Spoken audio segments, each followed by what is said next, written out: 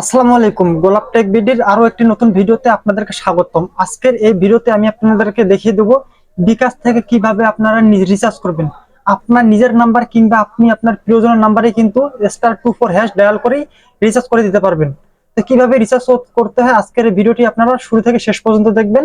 আর যারা আমাদের চ্যানেলটিকে এখনো সাবস্ক্রাইব করেন নাই অবশ্যই চ্যানেলটিকে সাবস্ক্রাইব করে বেল আইকনটি বাজিয়ে দেবেন। আর যারা আগে থেকে সাবস্ক্রাইব করে রেখেছেন তাদেরকে অসংখ্য ধন্যবাদ। তো আমরা চলে আসবো আমাদের মোবাইল স্ক্রিনে আসার পরে আমাদের ফোনে যে ডায়াল প্যাড আছে এই ডায়াল প্যাডে আমরা চলে যাব।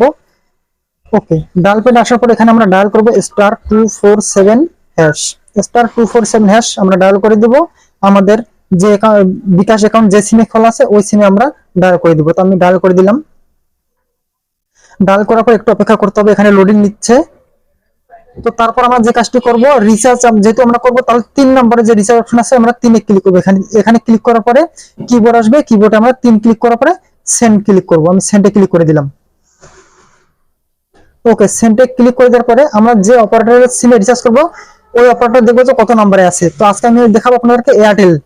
তো এয়ারটেল 2 নম্বরে আছে, তো এখানে আমি 2 নম্বরে ক্লিক করব। যদি আপনি গ্রামীণ রিচার্জ করতে চান তাহলে গ্রামীণ 4 নম্বর আছে, 4 নম্বর এখানে দিবেন। ওকে, এভাবে আপনি দিয়ে দিবেন। তো আমি যেহেতু এয়ারটেল রিচার্জ করব এজন্য আমি 2 এ ক্লিক করে দিব।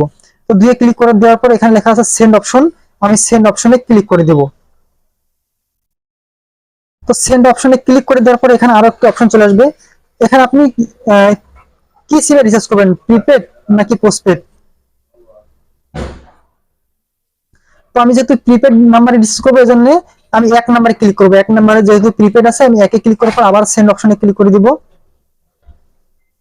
ক্লিক করে দেওয়ার পর এখন আমার এখানে নাম্বারটা দিতে হবে, যে নাম্বার আমি রিচার্জ করব ওই নাম্বারটা এখানে দিতে হবে। তো আমি ওই নাম্বারটা এখানে দিয়ে দিব।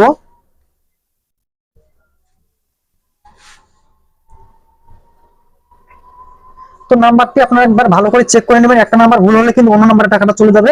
তারপর আমরা সেন্ড অপশনে ক্লিক করে দিব। ওকে, এখন আমরা রিচার্জ অ্যামাউন্ট দিব। সর্বনিম্ন কিন্তু 20 টাকা দিতে হবে, 20 টাকা নিচে কিন্তু রিচার্জ হবে না। তো আমি 20 টাকা দিব, তারপর আবার সেন্ড অপশনে ক্লিক করে দিব। আর অবশ্যই আপনার 20 টাকার উপর যা রিচার্জ করবেন তাই হয়ে যাবে, কিন্তু 20 টাকার নিচে রিচার্জ হবে না অবশ্যই। তো আমি সেন্ডে ক্লিক করে দিলাম। তো এখন এখানে বলতেছে যে inter menu pin to confirm, অর্থাৎ আমি যে রিচার্জটা করতেছি ওই জন্য আমাকে বিকাশের পিন নাম্বারটা এখানে দিতে হবে। তো আমি এখানে বিকাশের পিন নাম্বারটা দিয়ে দিলাম, তারপর সেন্ড অপশনে ক্লিক করে দিব।